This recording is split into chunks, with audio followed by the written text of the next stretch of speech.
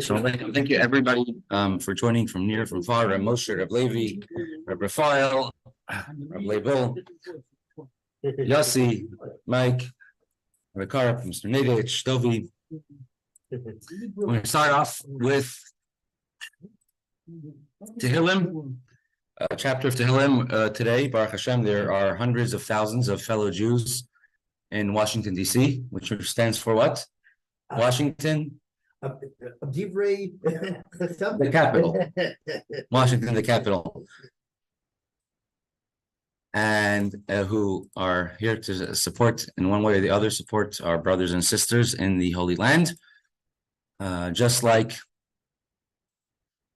you would never ask right now, there's hundreds of thousands of Jews in Washington. You'll never ask the soldiers who are right now on the front lines in Gaza to leave their post in Gaza, in the front lines of the army, to go join the rally in Washington, obviously, because the whole rally is there supporting our frontline soldiers in Gaza. So we are also fighting a war with very, very powerful weapons, our Torah, which we're learning, our tzedakah, which we're giving, and our tefillah, our chapters, Tehillim, and of course, spreading Yiddishkeit Judaism, doing mitzvahs to as many Jews as possible, and even making simcha, making other Jews happy, for no other reason than to make them happy, just because you want to make them happy with no agenda. And these are our most powerful weapons, and therefore, we cannot leave our post from our battlefront either. We can't sit idle. We have to make sure that we're utilizing every minute. We're in a battle too, and we learn Torah, so everyone can give some tzedakah. There are some. I brought a bunch of coins today. Coins or pass it around. Okay. Pass it around. There we go. It's like 2 chapters of Tehillim on the screen. Ram not sayach, Mizmor LeDavid, Anchadene B'Yem Sarai, Zagef Hashem El Yaakov, Yishlach Ezrecha Mikodesh, Mitzion, Yisadeka, Yiskor, Kol Nechasecha, Veilas Chayedash Nesela, Yiten Lecha Chivavecha, V'Chalatzas Chayimale, V'Nanana B'Shuasecha, V'Shem Eloheinu Nidgal, Yimal Yadinoi Kol Nishalisecha, Ata Yadati, Ki Yeshi Adonai Mashiach, Kanei Mishmekad Shebi Gvuras Yesha Yeminai, Elevarechev, Elevasusim, Anachnu B'Shem Adonai Eloheinu Naskir, Heimal Karu, V'Nafalu, Anachnu Kamnu V'Nisaygad, Adonai Yeshia, Melech Yaneinu V'Yan Karinu. Chapter 150. Hallelujah, Hallelujah, B'Kachay, Hallelujah, B'Kia Uzay, Hallelujah, B'Gvuraisav, Hallelujah, Karev Gudloi, Hallelujah, B'Seka Shayfer, Hallelujah, B'Nevel V'Chinar, Hallelujah, B'Seifel Machal, Hallelujah, B'Minim V'Ugav, Hallelujah, B'Tziltzilei Shama, Hallelujah, B'Tziltzilei Zerua, Kol Hanashama, Hallelujah, Hallelujah. We're going to continue now in the Gemara. Daf Yutes on the base 19b. If you have a art scroll, it's 19b1. The Gemara will now discuss who can read the Megillah. You go to shul and you have the child who's under bar mitzvah, but he's the only one, or everyone wants to hear him read the Megillah because he's a really nice voice, let's say. Could he read the Megillah for everyone? And we're going to reference a lot of laws, a lot of halachas from Kriya Shema, from the reading of Shema in Mesechata Brachas.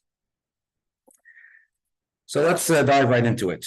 We already established one must hear the Megillah. You have to hear every single word. Now, typically, for somebody to read the Megillah, you need to be able to verbally, verbalize the words, audibly say the words. What happens if someone's a mute and they can't read the Megillah? Could they read for everyone else? Obviously not. Could they read for themselves? Read somebody who can't speak. Right, but he can hear himself talk. Does he have? If he's the only person around, does he have to mouth the words of the Megillah for himself? What happens? And this could happen. Think of a situation where it can happen. You're in a really noisy place, right? And so you could read the Megillah, but you won't be able to hear yourself saying words. So you're talking to somebody who's deaf. You or can't- someone who's deaf. Okay. Right. So we're going to discuss all these scenarios in the Mishna that we are holding. We have the Art Scrolls 19b1. Hakol Kesherim Likrois Es HaMegillah. And everybody is allowed to read the Megillah. Everybody. Chutz, except for, exceptions are Chodesh, Shoita, Vekatan. Chodesh is a deaf person. Usually it's deaf mute in halacha and Mishnah, but obviously here it can't be a mute because otherwise how are they reading the Megillah? They can't read. Right, they can't exactly. Like So when we mute somebody on a computer, we cut them off. right, right. So Chodesh here means deaf. In other places, in Mishnayos, when you say the word Chodesh, it usually means a deaf mute. Here is just a deaf. A Shoita is a imbecile, someone who is deranged, not normal. The Gemara Mesechata Chagiga gives definitions of what it is. One of the definitions is that they lose everything you give to them, or that they're not able to buy and sell in the market. People go away from them because they're crazy. The different definitions in the Gemara Mesechata Chagiga, exactly what is a Shoita. But a Shoita is someone who's crazy enough, I mean, probably who would be institutionalized, and therefore they don't have to do mitzvahs, right? Someone who's a very severe institutionalized, if the only food in the institution is not kosher food, right? You don't have to run and make sure they get kosher food or things like that, right? Because we're talking about the level of where they are, because they're putter, they're not obligated in mitzvahs. So I'm talking about a high level of non-functionality. And a katan is a minor, someone under bar mitzvah. They are not allowed to read the Megillah for others. Can I say something? Sure. 30 years ago, they made all these group homes for mentally retarded Yeah, to take them out of the institutions. yeah, And a number of frum organizations made such group homes for frum people, from families. And they brought down Rav Vic, or Shalom. yeah. They want to know, are these people chayav in mitzvahs? And can they count for a million?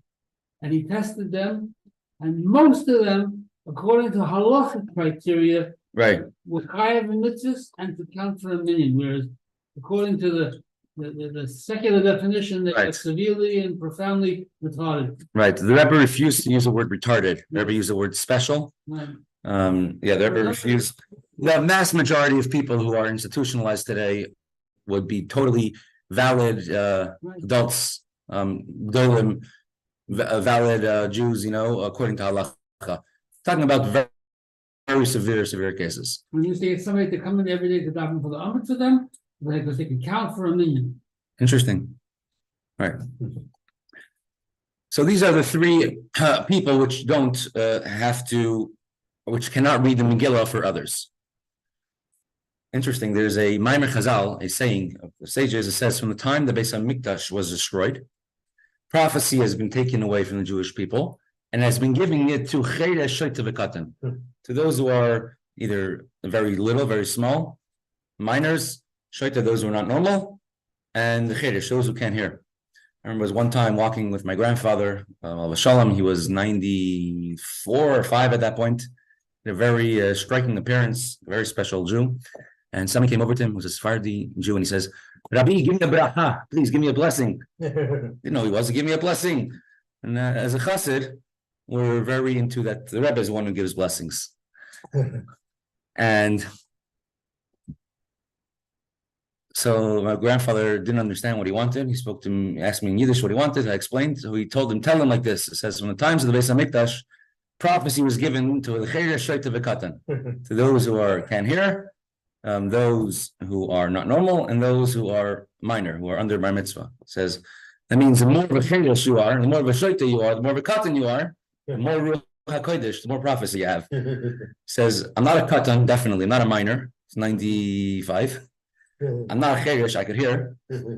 So he's calling me a Shoita, calling me not normal. Thank you very much. Rabbi Yehuda Machshir Bekatan. Rabbi Yehuda disagrees, and he says that a minor, someone under bar mitzvah, is allowed to read the Megillah for adults as well. I was actually thinking something interesting. Correct.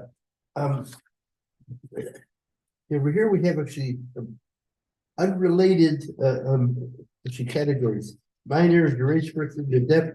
Correct. Just because actually Rabbi Yehuda is only quoted concerning a minor, doesn't necessarily tell us what he's thinking in the case of a deranged person and a deaf person. Maybe he has an opinion actually concerning this that is not quoted here.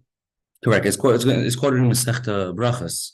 It's going to be three-way machlekes. Rabbi Yehuda, Rabbi Yossi. No, the Gemara will bring it down soon. The essential argument, what it boils down to is Megillah is not a biblical. It's not midaraisa. Megillah was written many hundreds of years after the 5 books of Torah. It's a mitzvah midarabanan, a mitzvah from the sages. One of the mitzvahs of the sages is chinuch, educating your children.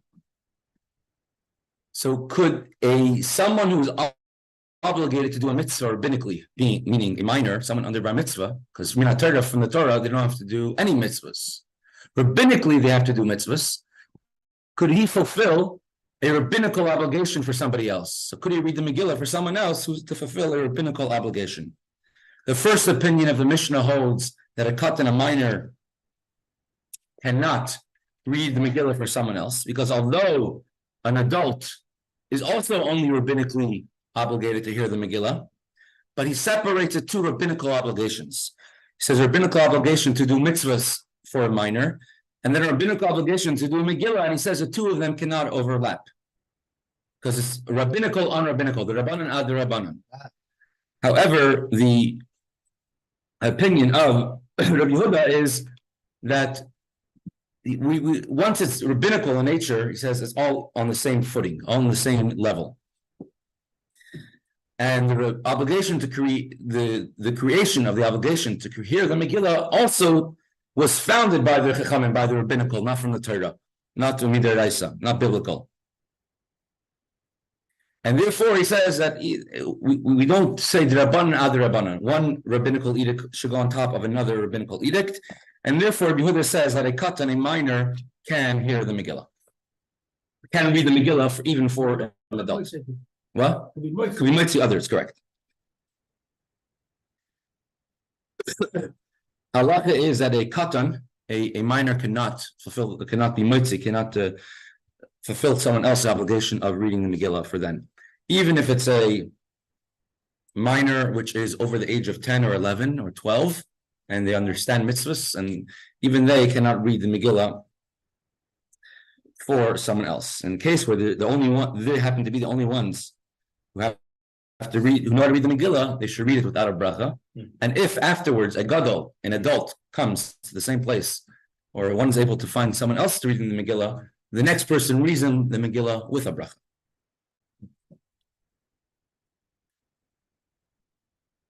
However, it's interesting.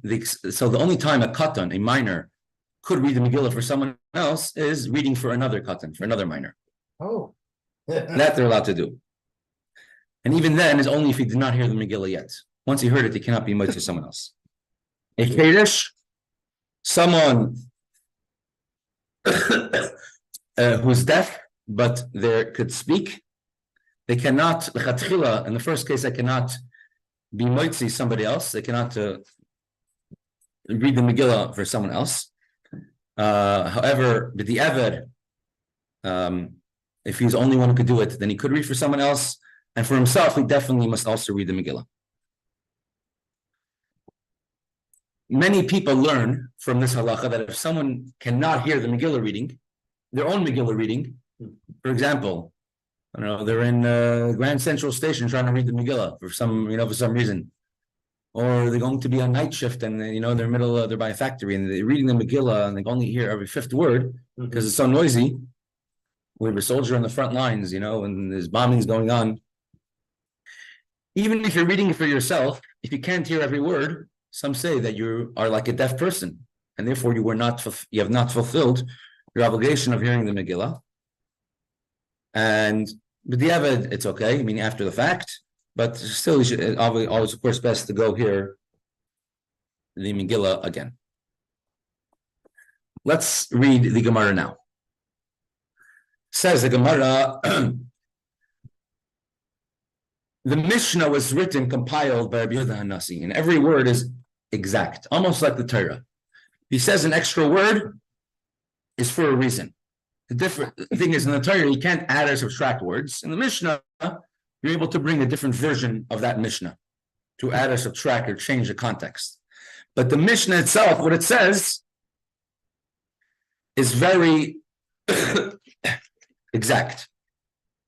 Says the Gemara. The Gemara is now assuming. Now, when the Mishnah says that a deaf person cannot read the Megillah for somebody else, means even after the fact that whoever heard the Megillah from a deaf person must hear the Megillah again. So Gemara wants to say, who is the source of that ruling? Man Tana Chodesh, from the fact that the Mishnah said, Hakol Shadrim, everyone is allowed to read the Megillah.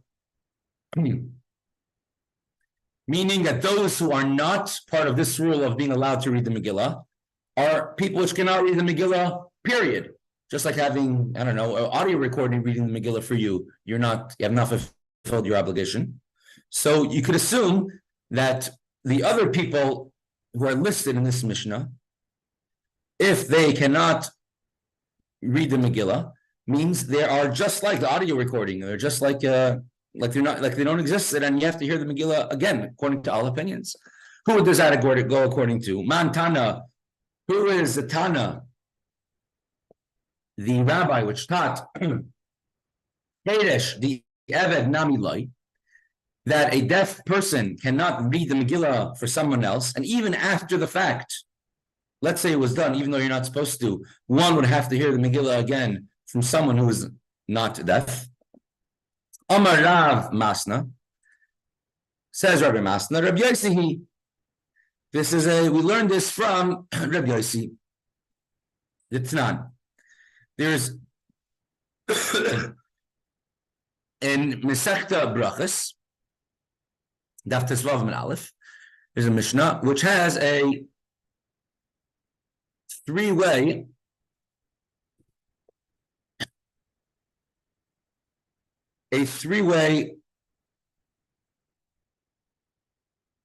machlokes, a three-way disagreement. I meant to bring it up here before. Three opinions. If someone read Shema to themselves, we have to say Shema 2 times a day, once in the morning, once at night.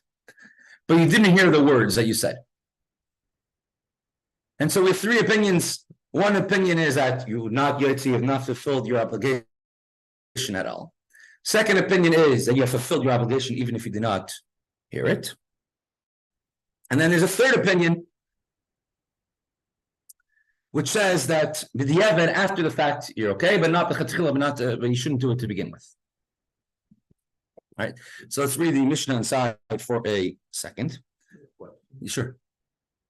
If somebody's speaking and it goes through a microphone, and you hear from the speaker, from the electronic speaker in the back of the room, rather than the voice, is that all right?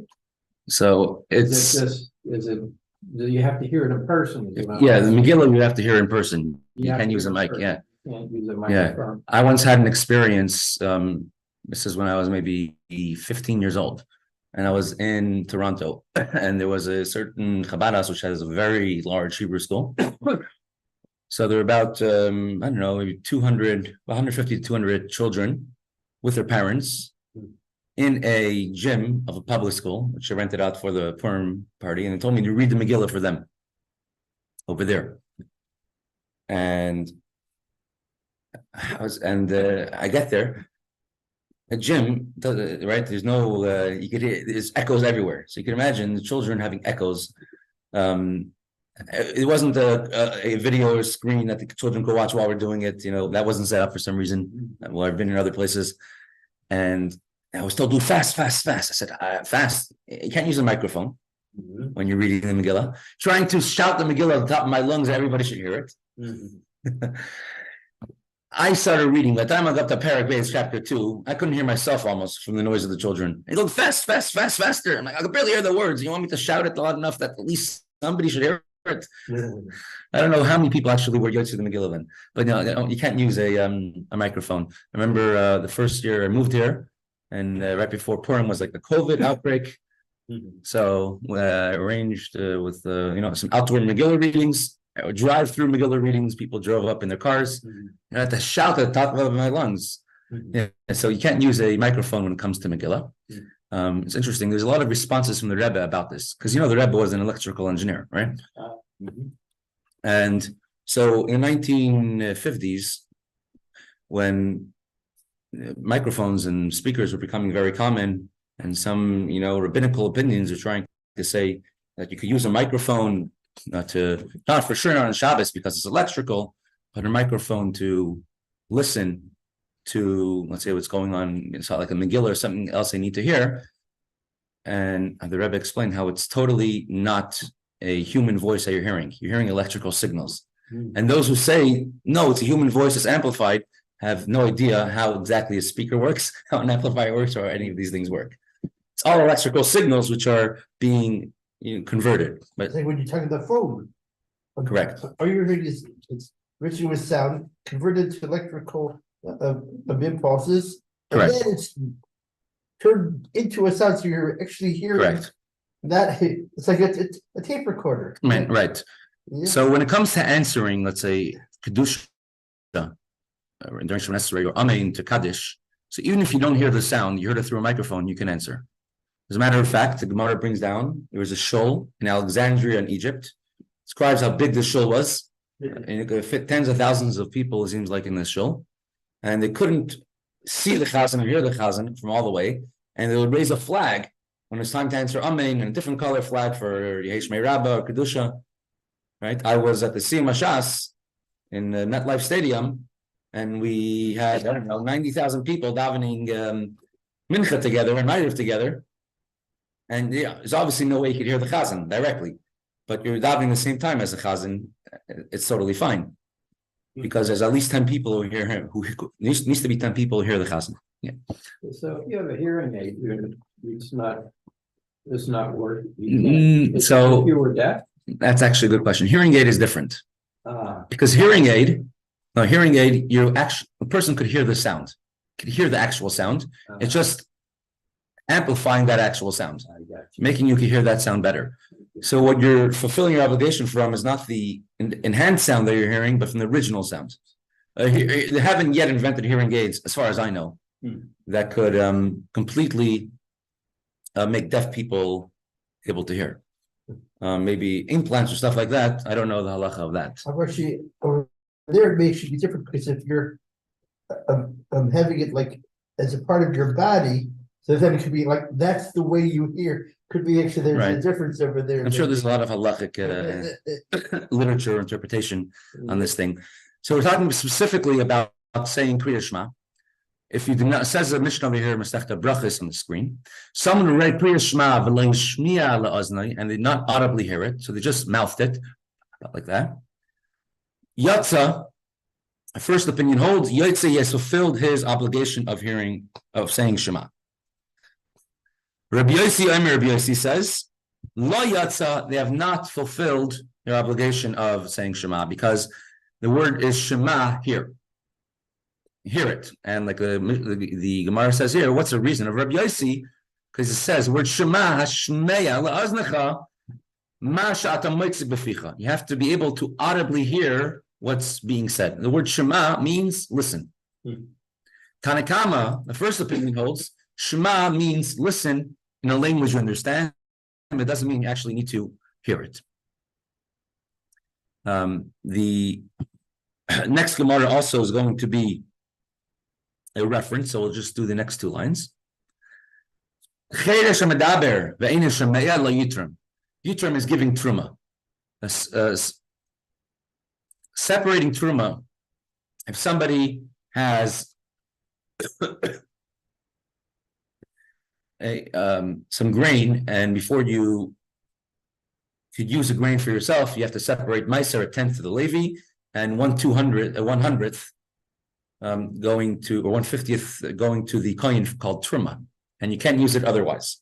And you have to make a bracha you have to make a blessing when you separate truma.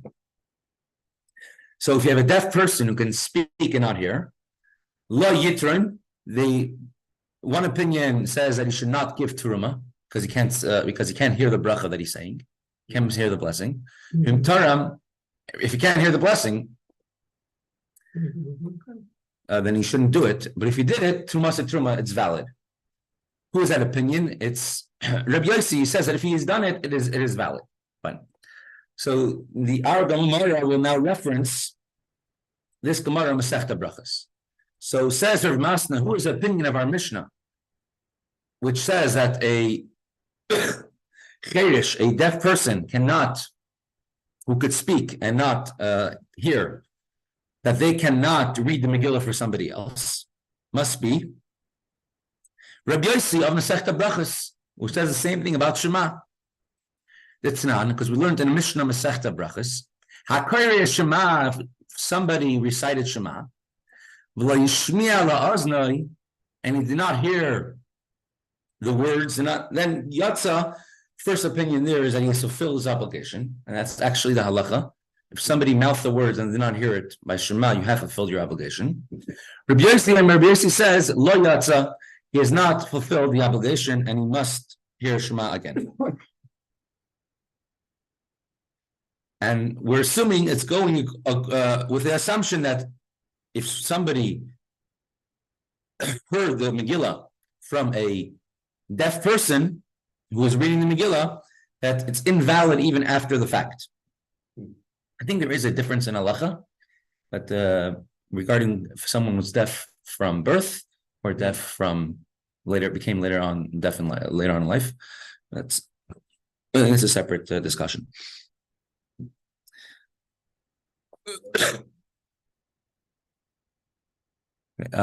It's right at 11:35. I think we'll continue today with the other topics of today. We'll continue with the Gemara. Omer Hashem.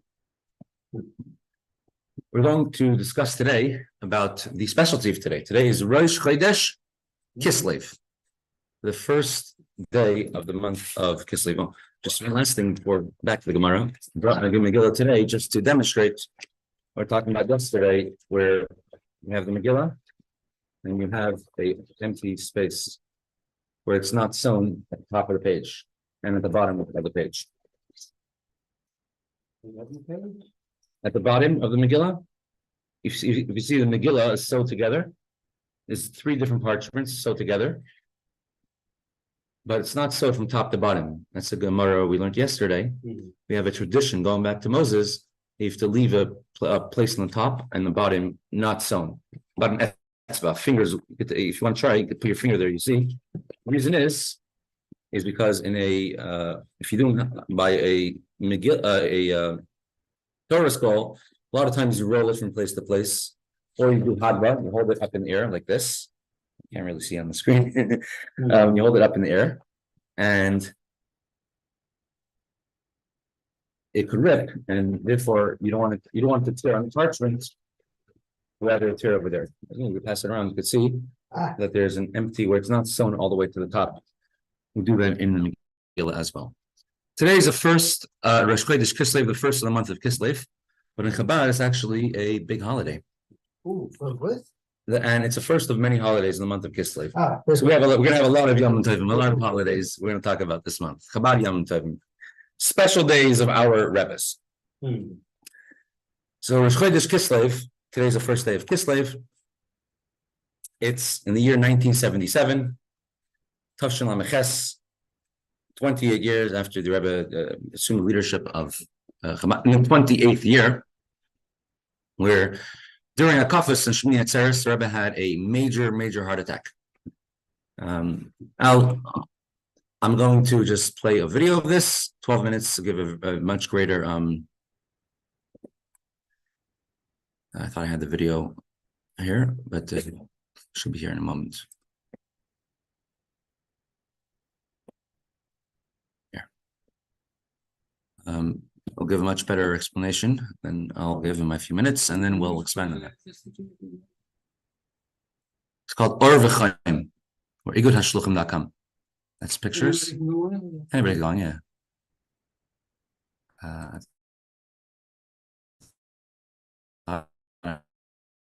I thought I had it open, but I guess I didn't open it. Where's that?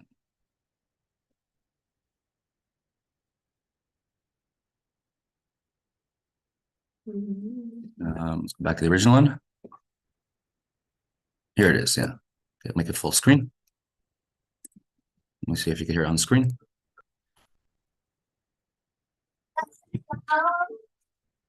Rosh Saturday second began as it always would. But as the Rebbe took to his place, events began to take an extraordinary turn. So the Rebbe had a major heart attack, but this is the morning. You'll see the Rebbe was like dancing like very animatedly that morning already. The day on Hoshana Rabbah, the 7th day of Sukkot, the Rebbe will give out lekach honey cake a second time to those who didn't get an Erev Rosh Hashanah. Entire day the Rebbe is standing on his feet in the sukkah. In sukkahs in general, the Rebbe wouldn't sleep almost nothing, very little. He says sichos very often. And I mean, the Rebbe is very energetic, you could see. And the Rebbe is giving out lekach almost till the end of the day. And of course, didn't eat much. Let's see how it's animated.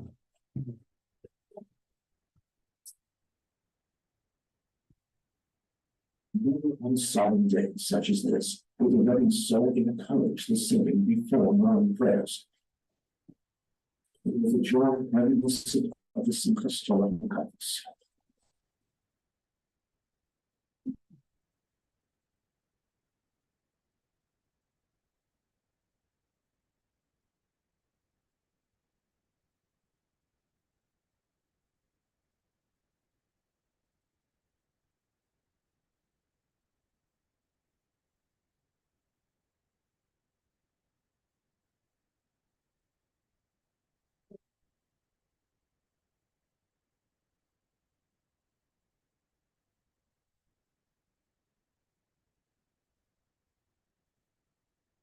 All day of Hoshana Rabbah.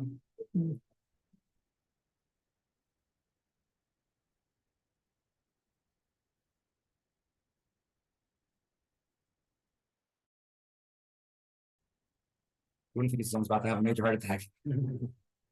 As he's doing this exact heart attack. It started before, but it happened that night by Akafos.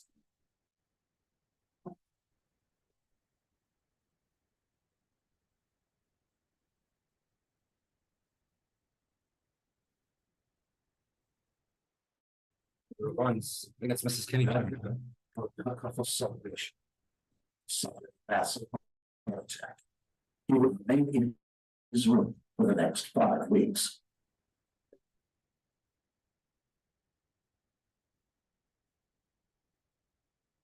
They were singing, and the Rebbe didn't look good.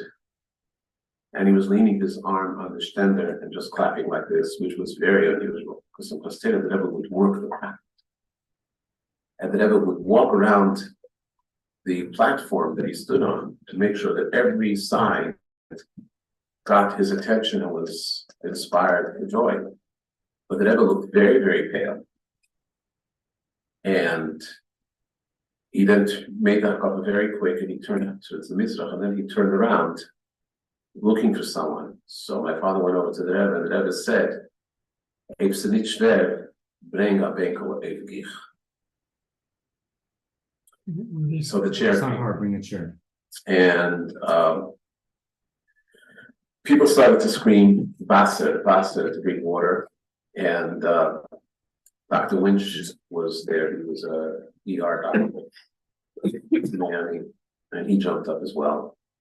And he was the first one to say, if I remember correctly, that it's an issue with the heart. Fear and pandemonium gripped us. Fear that something is happening to the Rebbe, pandemonium, not knowing what to do. And the first reaction was to get everybody out of the shul.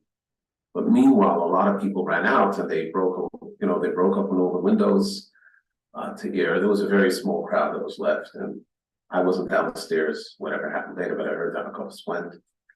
I remember that ever walking up the steps, and perhaps it was a foolish thing, but we were all going nuts. We smensch, we never saw this thing and we didn't know how to deal with it. And we were so worried, so I hid in the zal and the door was open a crack and the Rebbe was walking up the steps slowly. And the Rebbe saw me looking, I don't think he was happy. So I pushed myself away and the Rebbe went into his room and he closed the door. The doctors that came in the middle of the night and examined the Rebbe said that this could be major. So my father went into the Rebbe and said, so the Rebbe doesn't want to go to the hospital. After someone done in the hospital. The Rebbe said, yeah. Who was this?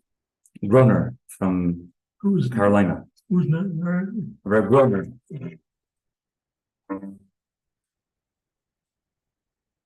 It's after the heart attack. The doctors allowed the Rebbe to speak from his room for 5 minutes.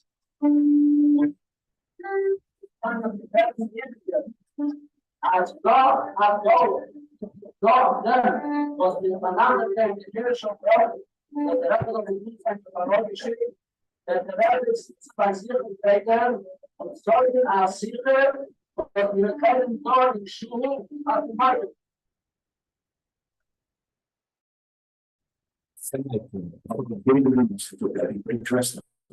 The Hasid's job was indescribable.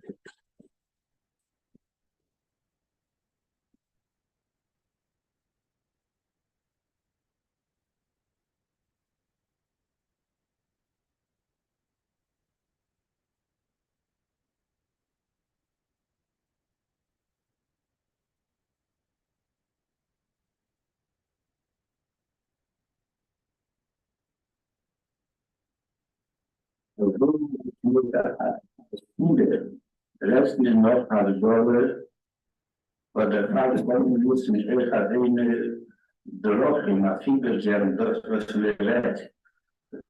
Tegen mijn kennis de reflectie de gashmis, aber zelf bestel was krevin, de Ruchnis was bij jeden die dat de winkel, und dann soll die Eltern schon was sicher, de goed van Toffel. Ik laat de Rebbe sagt in Tango, wie hier jetzt sind, als Miusel hat die mein Mutter habe sehen nicht sehen, so dass einer sich bei jedem und bei jeder, es steht die kleine Säule, als einer schon erzählung und Rachas. Die Tür haben ihre Familie und Martin Asor Tkochen, in Bonnet Teil und Segel bekommen. Die Wichner, die Beschützer, Bonnesheil und in die Wichner, der Luft nicht. Ich glaube, vor Herr, wir sollten sehen, wie dann die Rolle gedacht wird, mit der Simcha der Tür geworden. Und wir tun das in einem Leben, wie wir nennen das mit Simchas Tele, was Simcha in der Bild, Kola Joel, the Bible, and we do the Bible, is bound to the social pages in the Bible. If you don't have God and God is appealing. Und wie die Leute haben wollen, Gottes gefühlt, als wir sehen, so bekommen Mensch. Und wir nehmen das selber, wir schulden wir. Und ich sehe im Bereich, die Gurbe war wirklich, war schlimmer, aber Leben schert sich genug. Ich glaube, wir können es mal sehen. Het hele binnen Mango's, hier is dat niet in Kime. Die kaart is niet Israël. En als het gekomen in Kulon, zal de afgeslikt. Als die Kulon zeggen echt, waar de hoesten wij aan moeten. Had zijn terug te leggen zeggen. Is Israël, en laat je thuis gestaan. En het is heel wichtig.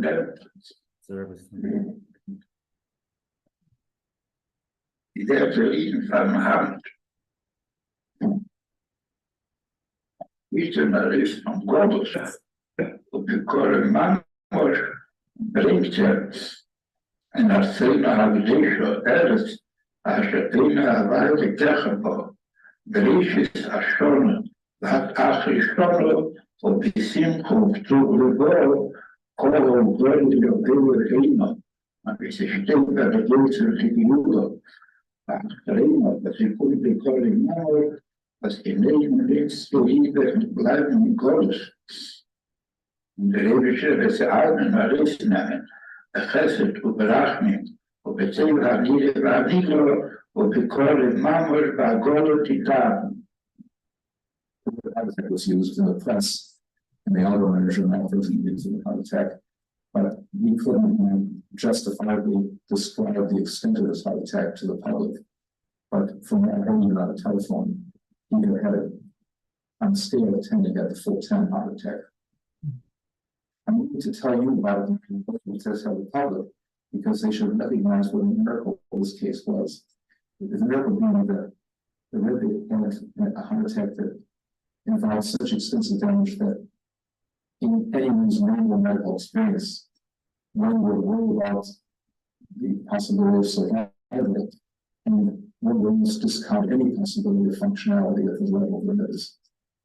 You know, when you think of a person who's perpetually short of breath, he is connected to his oxygen, and is barely able to walk a few steps from the bed, and the potential for severe arrhythmias, and the potential that they wouldn't have not severe, maybe as much as a year with that type of limitation.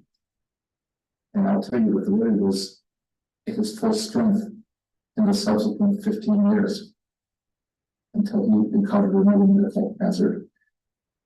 But in those 15 years, he showed vigorous fibrosis. I examined each major fibrosis. I came in from Chicago to be sure that I wasn't pushing the envelope and allowed to do too much. His cardiovascular measurements were excellent. We had a range of fatty for around before he would start talking to other people just to make those measurements. And I was very pleased. And he was medically like a very strong person with fibrosis, as if the heart attack hadn't occurred. And I'm going to say, yeah, this was beyond all the time was beyond my wildest expectation.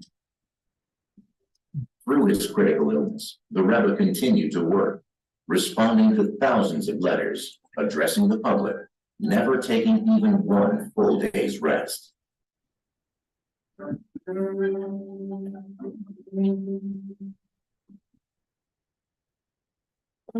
weeks later, on Rosh Kislev, in what the doctors term a miraculous recovery, the Rebbe left 770 for home for the first time.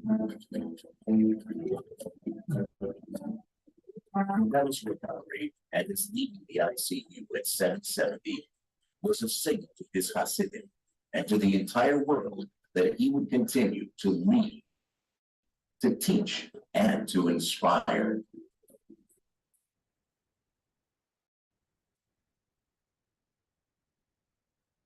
Subsequent years, the Rebbe proceeded to issue thousands of hours of Torah teachings, launch numerous campaigns, and to send out hundreds of shluchim, changing the face of world Jewry forever, and setting in motion a renaissance for all of Klal Yisrael.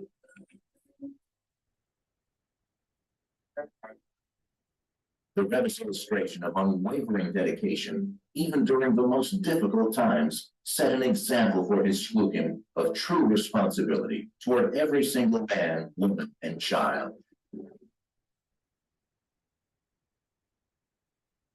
Okay. So that's a bit of today. Okay, go through several, I guess, short other things that I'll bring up here and there. Yeah, when these are some pictures. When actually left 770, it was a very big surprise, and all the Bakrim, the yeshiva students, my father was among them. You see him in some of these pictures. They grabbed all the Sefer Torah. They made akafas because akafas were cut short in Shmini Atzeres. That's the Torah.